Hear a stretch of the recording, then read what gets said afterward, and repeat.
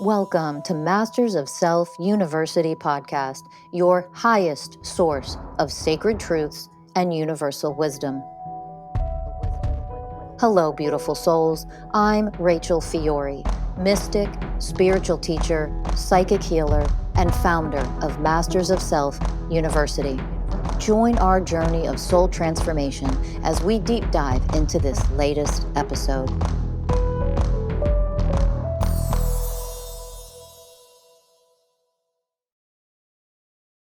Hello, everyone, and welcome to another episode of Masters of Self University podcast. I'm your host, Ellie Lee. And I'm your host, Danny Morley. And today we're going to be talking about detaching from our shadow self. So, Ellie, what's been going on with you recently? You've been attached to that shadow?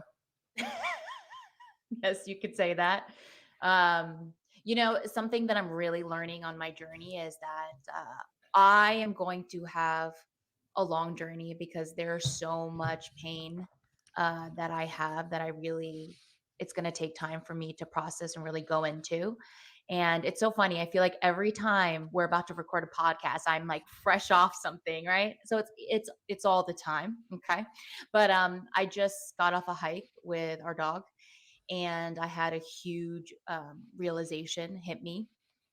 And I really want to go into how I have been super attached to my shadow self.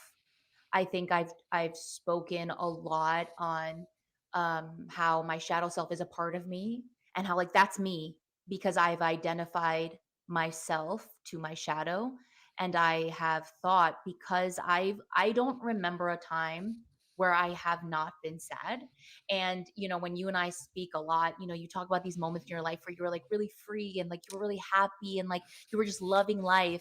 And every time you talk about that, it's like this radio silence from me, because I'm like, I have no idea what you're talking about. Like, I had moments of like happiness or joy and like, oh my God, life is so great. Absolutely. Yes. But they're not long periods of time at all. I have a major program that plays like that every time I feel any inch of freedom or any kind of joy. I have this little voice in my head that goes, yeah, but it's not going to last, right? Yeah, but this isn't actually real, right? That behind this is just a bunch of sadness, it's just a bunch of depression, and you're just going to get back into the dark cloud as soon as this momentary experience is over. And as soon as that voice starts to play, I'm done. I'm like, oh yeah, the happiness isn't real. This isn't actually what life is. What life actually is just supreme lowness. And that's what I have always felt. I'm 35 right now. So I've been like this for 35 years. And so on my healing journey, when I began it, because I've been so attached to the pain, I just thought that was me. Oh yeah, I'm just a sad person. I'm just a depressed person. I'm just always anxious all the time. I always just feel low. And it wasn't until a live class recently with Rachel and you and her were discussing the shadow self, where like I know that the truth of who I am is unconditional. It is divine light, right? It's one thing to conceptually know that. And then it's another thing to realize that that means everything that I think I am is not who I am. Mm-hmm. So that was like a mind-blowing moment. Even though I knew that conceptually, it didn't hit me in my heart until that moment where I was like, oh, I think that I am all these things and I am not all these things. So the question becomes, why have I become so attached to all of these things? And I'd love to go deeper into how that's really shown itself in the past few weeks for me. But that was a big one. And it was thanks to you and Rachel's conversation about being attached to the shadow self where I really saw that, recognized Yeah. that. So anyone listening, the coaches at MSU meet up with Rachel Fiori, our CEO, bi-weekly. It's a subscription, and anyone can come join, and there's live classes, and you can ask live questions to the coaches and Rachel. So if anyone's listening to this and is interested, because we cover in depth topics like this, we go in really deep, and it gives all of our community a chance to actually interact with all of the coaches and Rachel. So yeah, let's talk about what we were talking about in that class, which is energetic detachment. And we grow up thinking we build this identity, right, of thinking what we are is this pain, because we're constantly viewing our life through this lens of unworthiness or fear or whatever it may be, inadequacy, inferiority. And it's super common. I think most people are very attached to this identity that we are that thing. I got attached to to this idea that I was broken and I was depressed and I was anxious. And you can always tell when someone uses the statements like, oh, I am depressed, because that I am statement is the attachment that we're putting on to the experience that our human self is having. So whether that be depression or feeling unworthy, we tend to, when we're young, we latch onto these things because they're here to help us survive, because we learned, oh, in this situation, when I'm encountered with this thing, if I feel this way, I'm going to be okay and I'll survive. But ultimately, that keeps us very disconnected from our true essence, which is what you were speaking of, right? And it's Mhm. not till we get to a point of our own awareness when we can start to detach from all of this fear and this noise and this pain and this chaos that occurs within our mind, can we actually start tapping into our hearts and connecting to our divinity. And in that place, that's where all the magic happens. Yeah. But it's a journey to even really feel that in the heart. When I trace back, I think that this started obviously in the womb for me. My mother didn't have an easy pregnancy with me. She was going through a lot of things in her life. And I think I entered Earth just feeling very overwhelmed and feeling very alone already, and in fear and anxiety and stress, whatever your mother is carrying when she's incubating you for 9 months. You absorb it, of course, because you are one. And I just remember always being a kid and like even driving in the car, and I think living in New Jersey, the area that I grew up in, I never really saw nature. All I saw was like concrete and highways. Mm, And so I felt a lot of sadness in my home, and then I absorbed all that, and I was really sensitive, I was really emotional. Then I would go out into my environment and everything always just felt sad. Like literally, it's really sad, and I'm going to use the word sad a lot because that's really the word that I've attached to. But nothing ever felt happy to me. I couldn't find spark in this existence at all. And so I think that I have attached to all of that. But also, um, when I got on antidepressants at 16, I also attached to these things that were supposed to make me better. So then it created hmm all of these programs of powerlessness and weakness. Like I can't even be on my own. Like it's not safe for me to be myself, which was very emotional, which was very sensitive. Like I was crying all the time. Like really believed that something was wrong with me. And then being dismissed, and no one ever really sitting down and speaking with me, like no therapist, no psychiatrist, let alone my parents. I learned not to trust myself, and I learned that who I was wasn't okay, and that there's something wrong with me. And so even being attached to these antidepressants really emphasized that I was broken, that there was severely something that was wrong with me.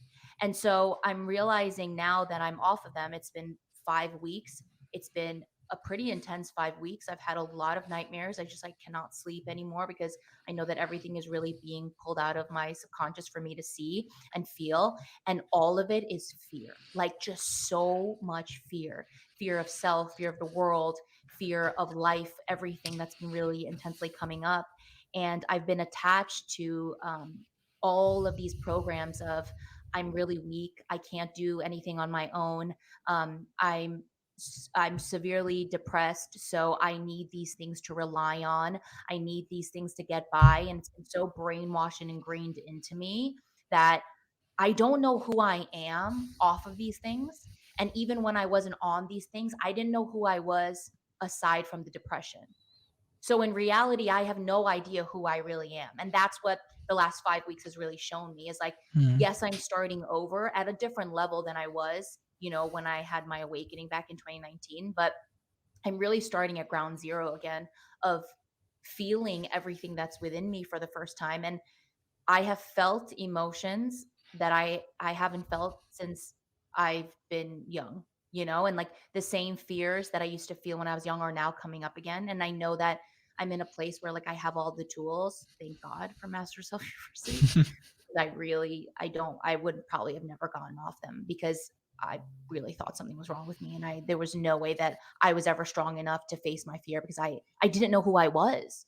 And even now, as I'm walking down this path, I'm only discovering like a centimeter by centimeter of who I truly am.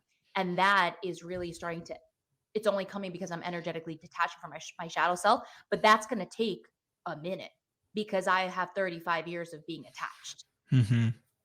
Yeah, we really buy into this idea that that the shadow is part of us, and there is an essence that we have to understand that yeah, it is part of us because we're choosing to hold on to this part of us. It's not the real us.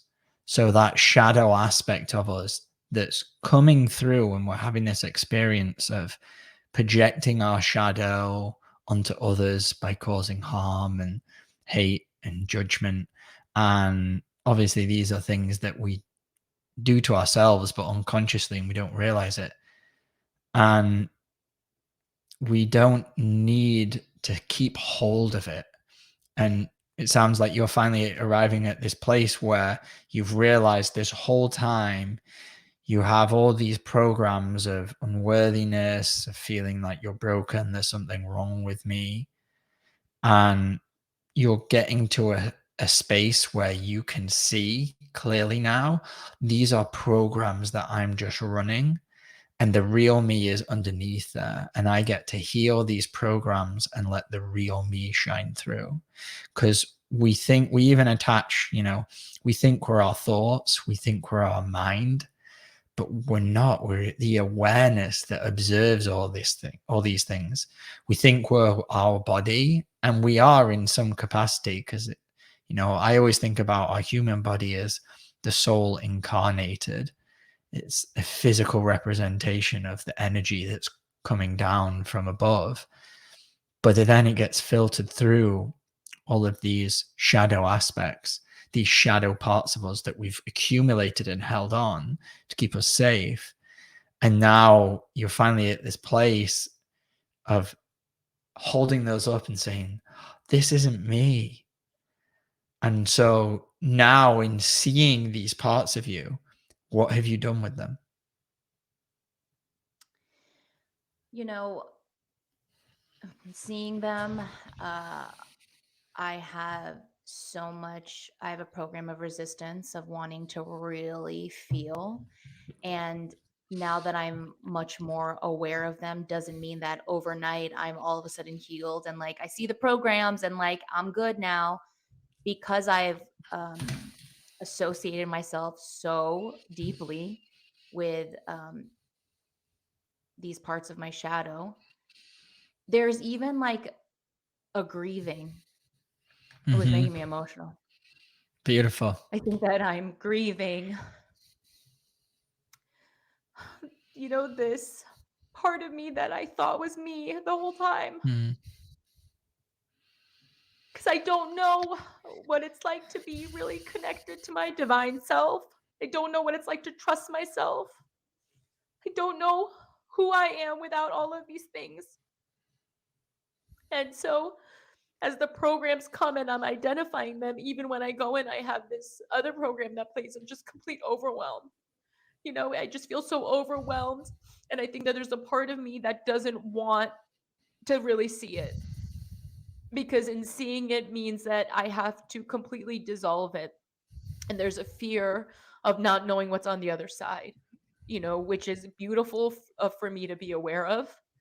But also, it's really hard to feel all this pain when all my life, all I felt is pain.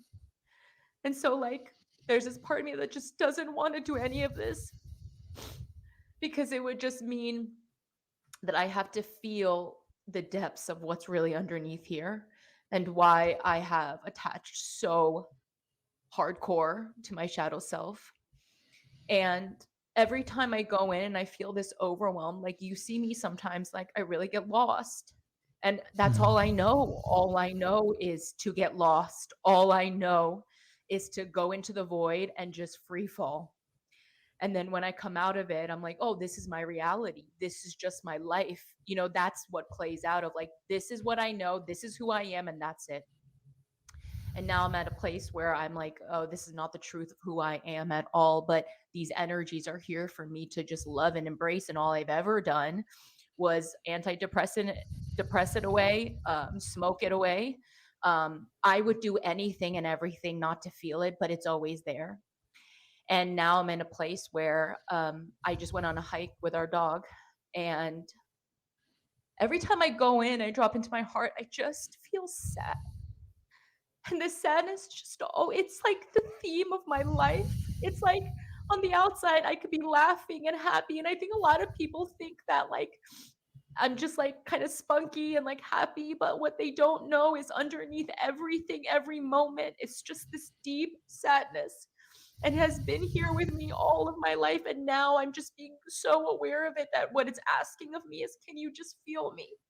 Because I think that, you know, I grew up like with a mom who was very wounded, and I really took that on. I really blamed myself. I really disconnected from my divine self to survive. I had to do whatever I had to do to get by. And I have tried, even though the sadness has always been there, I've just hated it so much. I've hated it so much. And now I'm in this place where I just have to feel every inch of the sadness. I think on this path, right? All we want so much. So we have these programs of like, gotta fix it, gotta heal, gotta get to the next place, like gotta level up, gotta elevate, gotta ascend. And I'm in this place where I'm like, no, there are so many inner children inside of me that show up that are just asking for me to feel the sadness because I just don't want to feel it.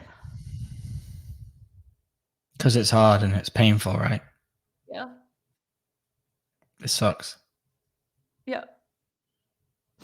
It's Even difficult. though it's all I've ever known, it is really difficult to feel all of it. And I realize like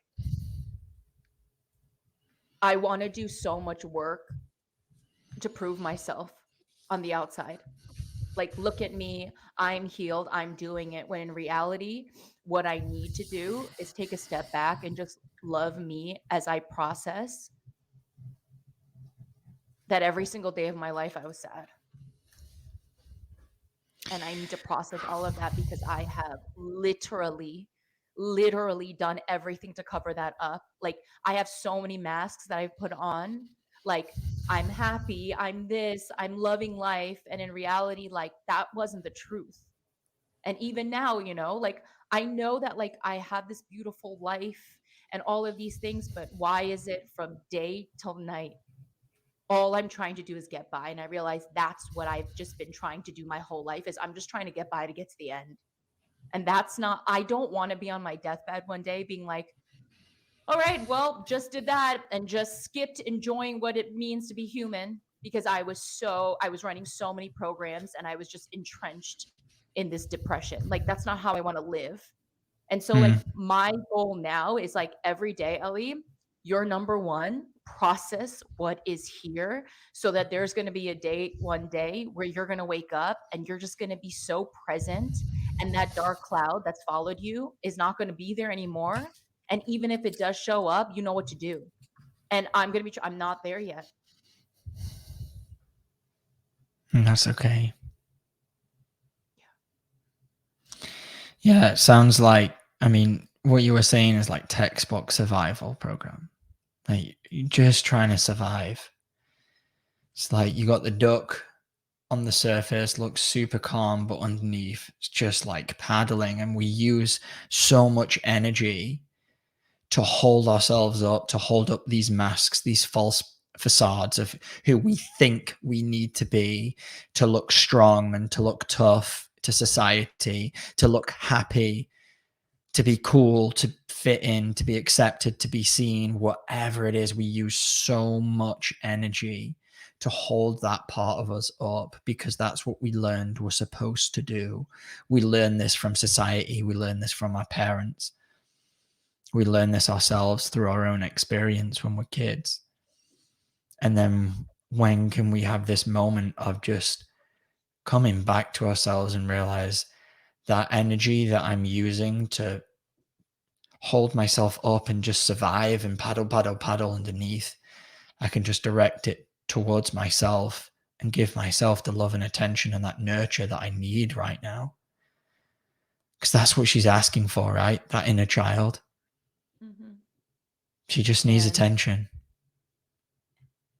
I was dismissed so much as a child.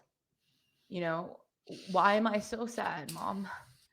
And like, why am I this way? And why can I feel things that it seems like no one else is feeling? And I wasn't nurtured and I wasn't loved.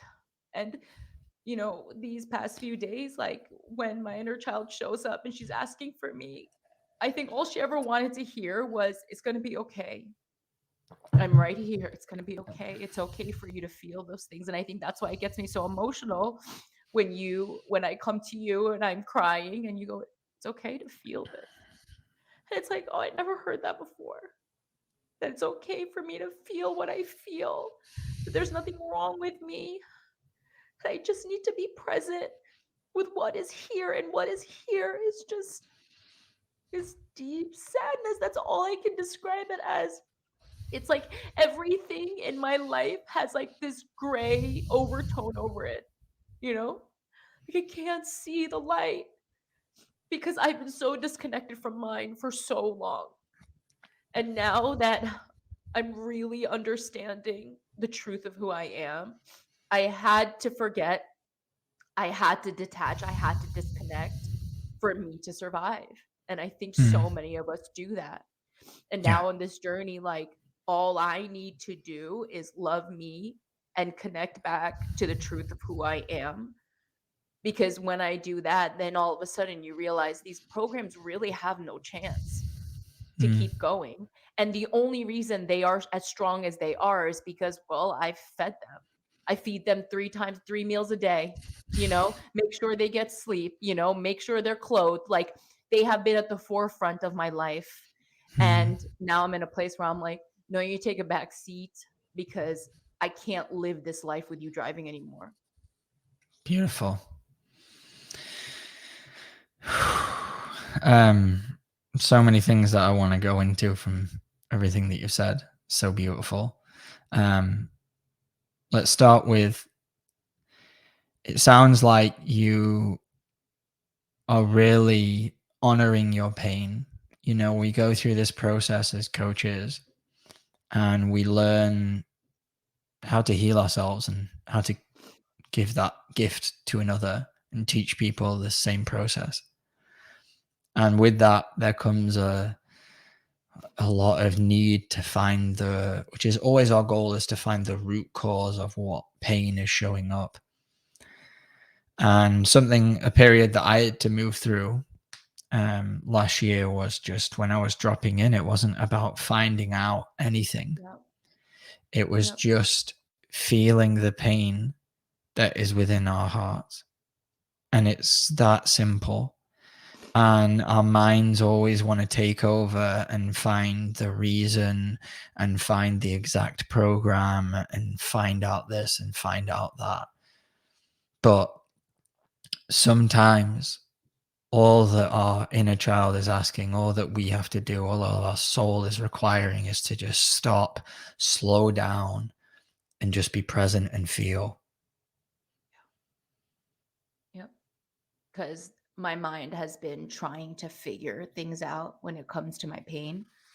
Like the last few weeks, I'm like, I drop in and I'm like feeling so overwhelmed. And I'm like, I'm trying to figure out what's the core one, and that's the way it works, right? These programs don't want you to Mm-hmm. feel what's actually here. So they sabotage you into thinking that you need to figure it out. And if you don't figure it out, well, you're a loser. That's the programs from here is like, you suck. You don't know what you're doing. You're not good at this work, all of these things. And I had to go through that to be in this place where I'm like, oh, the other day I got super triggered and I went into my room and I'm dropping in and I'm like, all right, what's the core wound? How old do I like? I was doing all of these things and I wasn't getting anywhere. And then I got out of the room and then you spoke to me and told me something and it triggered the exact wound of what I just worked through.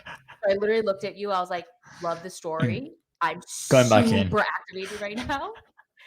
And I went into the room. And as soon as I dropped in, I understood I just need to cry right now. I feel so sad and I keep trying to not feel this Mm-hmm. because I don't want to feel how painful it is. And I think Yep. I sat in the room for like an hour and I'm sure you heard me and I Mm-hmm. just cried. Like one of those cries where you're like and just feeling and just being in an open heart and feeling that and not shaming myself for it, like literally just being there. I could feel love within me as I just wept Mm-hmm. for like the little me that could not cry. Like even crying wasn't welcome in my home. There was always someone telling me like, why are you crying, or you shouldn't be crying, or stop crying for that little girl who just needs me to be there in just my open heart and letting her know like all I'm here to do is just be with you as you cry. I don't care if this takes a year.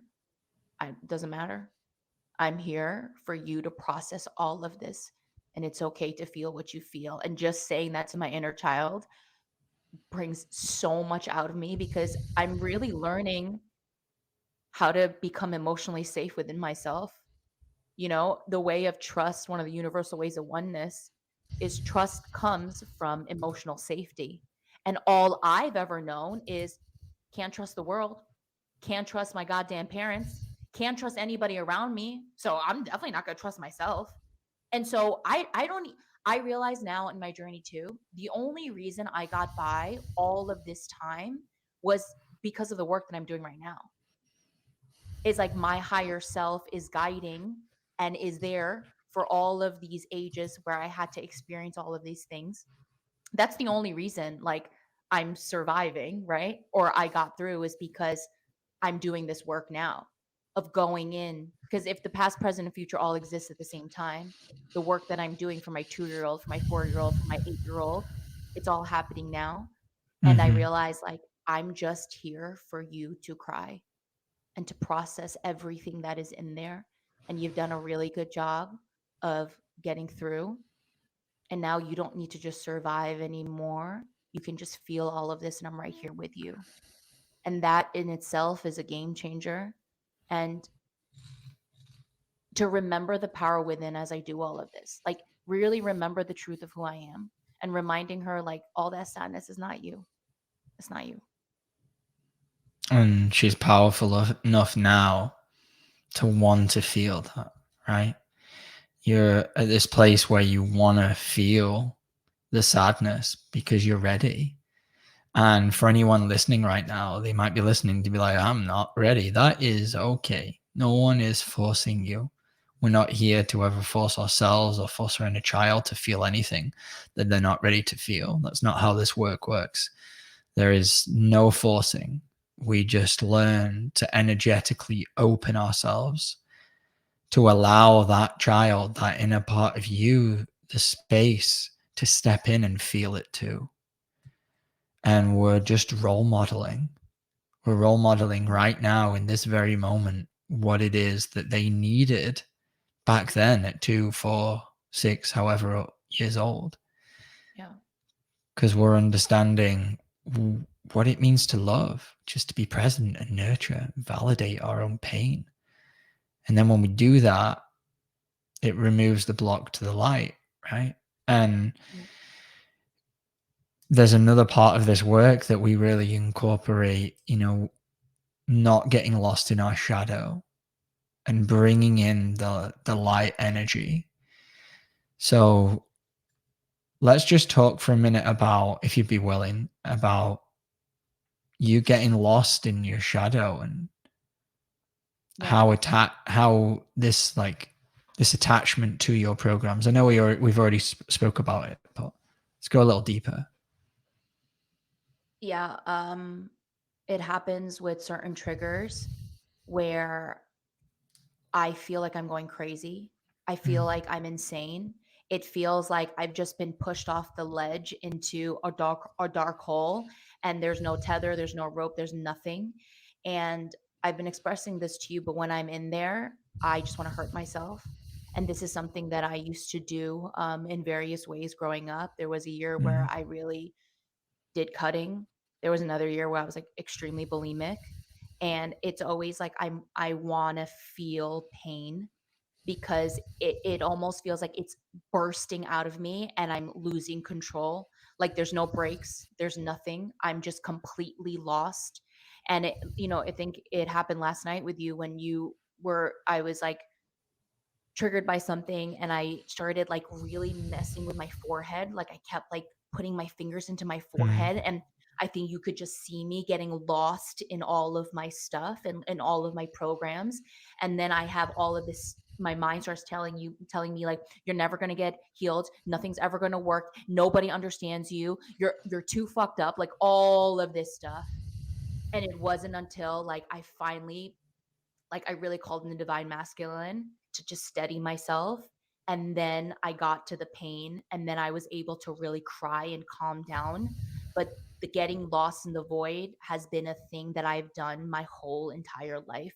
And then wanting to hurt myself so that I can somehow physically feel what emotionally is going on within me. Yeah, because that energy has to come out somehow. And so we see this a lot in our behaviors. You know, when I was a teen, I would get drunk and get angry and punch a wall. You know, and that punching the wall, it's just a manifestation of the pain that I was feeling on the inside. So when I could see you there, like doing this, I knew exactly where you were at because I've been there, like that mind spinning around, just being trapped there, and that feeling of being in that like chaos and feeling lost and not knowing where the cliff edge is and if you're going to Yeah. fall, and if I do fall, what's going to happen, and am I going crazy, and all of the craziness that comes from like that, just being trapped in the mind. Yeah. And the work that we teach at MSU is how to get from the mind and drop into our heart, Yeah. as Rachel says, because thinking ruins everything. Yep. And I know that my soul came here to really integrate this work, like to be this work. And all of our journeys look different. The way we're going to walk it is going to be complete. Me and Danny's journey are completely different. And this is where I'm at, Yeah. where I am seeing all the programs. And my job is to just drop into my heart because as soon as I get out of my mind and I drop in, I know exactly what's going on. You know, but these past few weeks I've been trying to figure it out every time I get triggered and I go nowhere. And it's like, well, why aren't you going nowhere, Ellie? Because you're so trapped in mind. And the moment I get out of my mind and I go into my heart, the answer always shows up. And as soon as sadness just came up, I was like, that's what it is. As soon as I got out of my mind and I connected, I was like, that's what we need to feel right now. That's Mhm. where you are. Honor the pain, Ellie. Yeah, I don't care how you get there, but if everyone could learn the skill of getting out of their mind and getting into their heart, we would live in a vastly different society. Yeah. Our whole world, our humanity, our oceans, our forests, our lands, our food system, our governments, everything would transform because all of a sudden we wouldn't be living by the realms of fear, but we would be living from an empowered place, and we'd be able to process those deeper emotions of shame, of guilt, of unworthiness, of inadequacy. And that's where all the magic happens. So wherever you find that, wherever you can learn that skill, Ed, just do it. Yeah. But that is why, as Ellie mentioned, like all of our journeys here, the way these programs develop in us, they're all super unique. Yeah. And that's why, as coaches in this work, that's what we offer, is to help people walk that path and figure it out. The last thing I'd like to get to is, you mentioned earlier about hate. And this is something that, I do to myself, I've seen you do to yourself. And these programs come up, the frustration arrives, and then we end up hating ourselves for the very thing. Mine was like shame this last week. I was shaming myself for making certain decisions and shaming myself for not being responsible, and eventually hating myself because of it. Yeah. Hating myself because I'm not more emotionally mature, because I keep making these same mistakes over and over again. And while we're in that energy of hate, we are energetically attaching to the very Yes. thing that we're trying to get rid of. So for me, it was shame, and I was hating myself. I was shaming myself. I was hating myself for not being responsible, for not being the way I was, the way that I wanted to be was showing up in terms of my diet. Mm-hmm. And the more that I hate myself for that, the more that I'm attaching Right. to the shame and the very thing that I'm trying to get. I don't want, if I hate something, I'm saying I don't like this part of me. Mm-hmm. But the way to evolve out of that is not to hate it, it's to love it. Mm-hmm. Because once we love it, we can transform it, we can accept it for what it is, we can embrace that part of us. But Yep. when we're hating it, it's a form of resistance, Mm-hmm. and we're still attaching to it. Mm-hmm. So what was it that you were hating within yourself? I just hate. I really hate feeling the way that I do all the time. I've hated it forever. And every time it's there, I'm like, why are you like this? Like, be normal. Like, just be happy. And it's completely denying that this energy is here, that this aspect of my shadow is showing itself to me. And now I'm in a place where I'm like, let me do the opposite. I'm here to love you because hating you has only made me hate me and my life. And that's got me nowhere. So, what happens if I love it? And that's where the power is. That's where the power is. When you're in that energy of hate, can you feel the attachment, the Oh, yeah. energetic attachment? Oh, yeah. I'm like, oh, here it is. Here's me. Here's me shitting on myself, hating on myself, bringing myself down, shaming myself, guilt tripping myself. Here I go. And it's like, Ellie, it's not you. It's what your shadow self has done for a long time. So let's just open your heart. And can we feel all of this instead of pushing it away, instead of denying it? And doing that is like, I can't even explain to you what it feels like. It's next level. It's next level. Because for anyone listening, think about it. If you're hating a part of you, like shame or sadness in Ellie's case, that's an identification that that is you. So when Right. we're able to arrive at a place of embracing this part of us, but not from a place of embracing it with attachment, but Mm-hmm. embracing it for what it is. Oh, here is a program of shame. Here is a program of sadness. Embrace that in our heart. It creates this spaciousness for us to start the process of internal alchemy, which is what we teach. Yeah. Cuz it's like when you tap into that power, you are powerful enough to feel this now, which means you are powerful enough in your open heart to transform it. And that's what gets me excited is every time I bring love to it, I'm like, "Oh, you're just getting smaller and smaller and smaller and smaller, which means Mm. you're not going to rule my life anymore, which means I'm well on my way to emotional freedom." And the programs themselves, they keep us really trapped in this attachment, this idea that this is who we are. I am depressed. I am anxious. I am sadness. You mentioned earlier that gray cloud, and I know that gray cloud all too well, Yeah. but it didn't haunt me my whole life. Yeah, it haunted mine. I can still even I can like this morning I woke up, I was like, "Oh, you're here. You're always here." And the only time I don't feel it really is like every time I drop in. And trust me, like the grayness isn't as gray it was a year ago. Still there for sure. But I know that every time like I just drop in and spend time with myself, like where I'm headed is gonna be is already beautiful Mm, because now I'm just embracing all of it. All of it. Let it be here. It's okay. awesome. Well, on that note, if you're interested in working with Ellie or myself or any of our amazing coaches, please visit mastersofselfuniversity.com.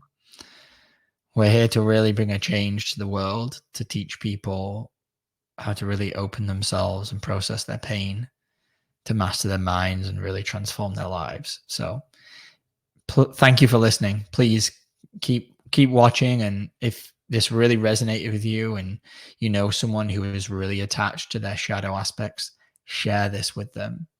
Share this wisdom, share this knowledge. It needs to get out there to the world so we can unite and heal and become one and fulfill our destiny as a humanity. I say that with no light. I'm not trying to mess around. We've got to do this. And it starts with the work that we do within ourselves. Yep. So, Ellie, thank you so much for your vulnerability in this podcast. You were so beautiful and raw. And I'm honored to share this space with you and everyone else that has spent this time to listen. So, thank you. Thank you all. Subscribe, share, comment, whatever you want to do. We just love you. Uh, we are doing the best for ourselves, which is be the light that you want to see in the world.